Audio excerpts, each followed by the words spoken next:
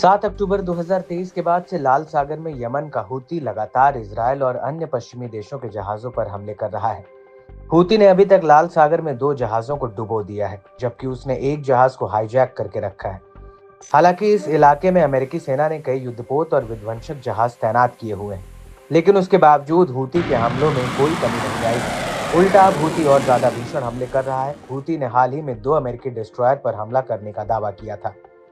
इन हमलों को देखकर सबसे बड़ा सवाल अमेरिकी नौसेना की ताकत पर उठता है कि कैसे वो हूती कंट्रोल करने में नाकाम साबित हुई है।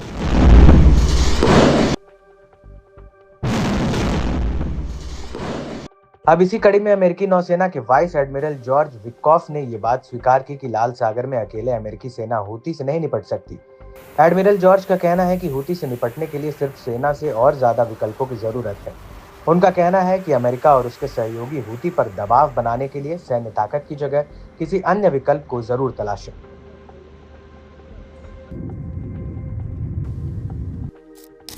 उन्होंने अपने बयान में आगे कहा कि हथियार तंत्र से इसका कोई हल नहीं निकलने वाला है। ये प्रयास अंतर्राष्ट्रीय समुदाय को करना होगा।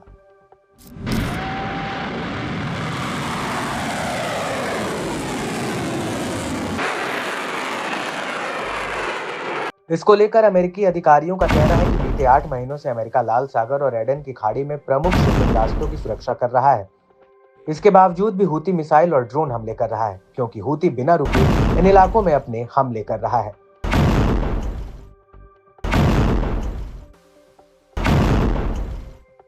हालांकि अमेरिकी एडमिरल ने यह बात जरूरी मानी है कि अमेरिका कुछ हद तक हूती के हमलों और ताकत को कम करने में सफल जरूर रहा है।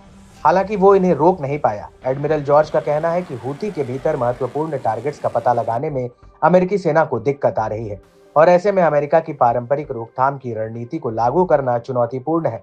इन हालातों में अमेरिका का टारगेट यथास्थित बनाए रखना है, जिससे अंतर्राष्ट्रीय समुदाय को हूती के अभियान रोकने के लिए दबाव डालने का मौका मिले।